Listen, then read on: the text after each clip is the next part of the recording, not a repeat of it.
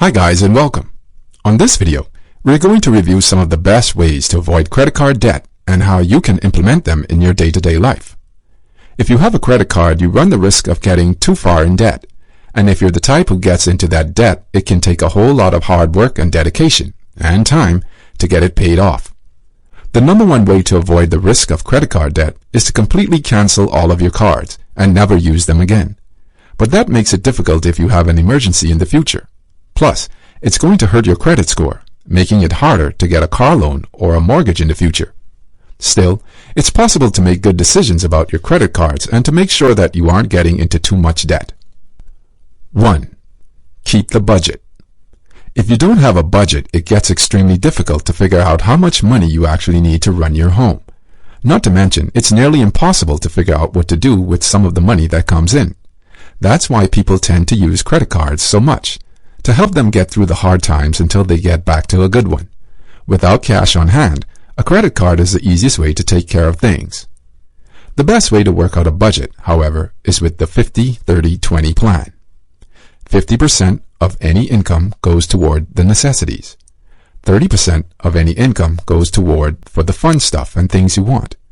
20% of any income goes toward debts and savings accounts. 2. Pay your balance monthly. The best thing you can do for yourself is to have a zero balance on your credit card each month. That doesn't mean you don't use the card. It just means you pay it off at the end of the month, so the next month starts with nothing. What's really great about this is you get to borrow money for the things you want and need, but you don't have to pay interest on it. You just have to make sure you pay off the full balance of everything you charged that month, which shows on your statement, before the due date. You're going to get the benefits of building up your credit and keeping a low credit utilization ratio, plus all the rewards, and you're never going to have to pay interest. That's the best place you can be if you're using credit cards. If, on the other hand, you decide to only pay the minimum every month, you're going to end up in debt. Think about it this way. Say you have a $10,000 balance on your credit card, and your interest rate is 17.5%.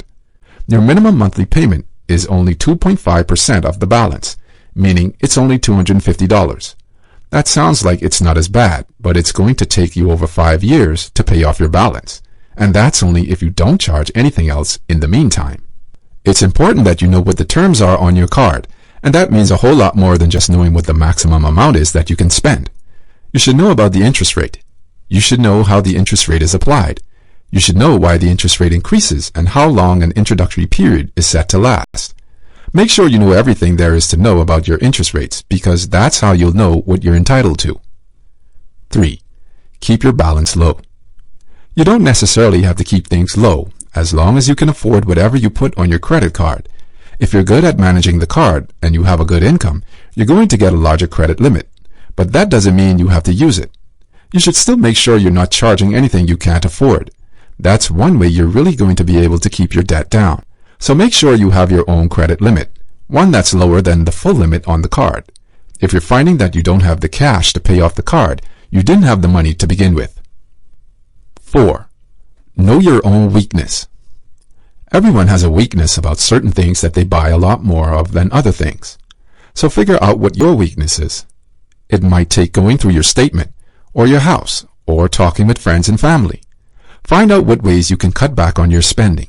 It might be something like this: using more than your data allotment for your cell phone, going out to dinner more often than eating at home, buying more of something that you already had, impulse shopping online, binging on sales because the deal is too good.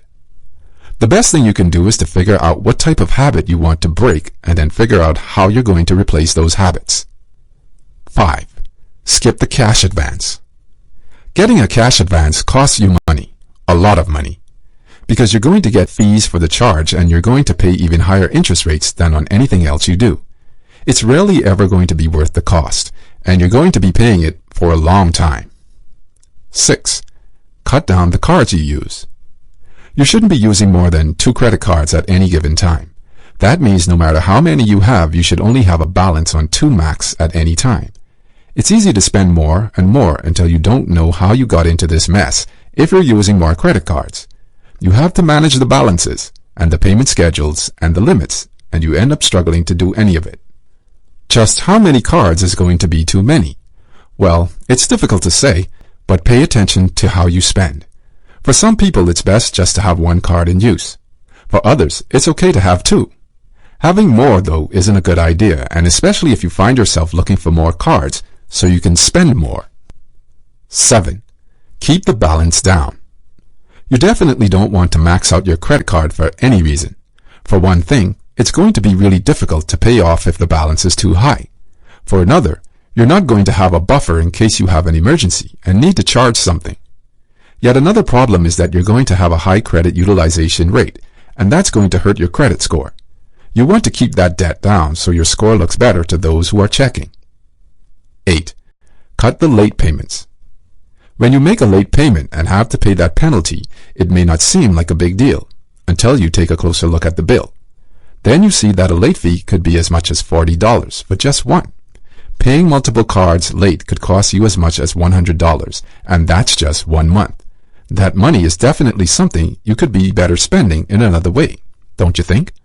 For those who have trouble keeping track of their payment due dates and therefore making the payments, it's possible to set up automatic payments instead with the bill pay service. 9. Consider balance transfers carefully. Okay, so there are some times when a balance transfer might look good because it comes with a low or no interest offer, but they always have fees associated. So it's important to take a closer look to make sure you don't pay more on the fee than you would in interest.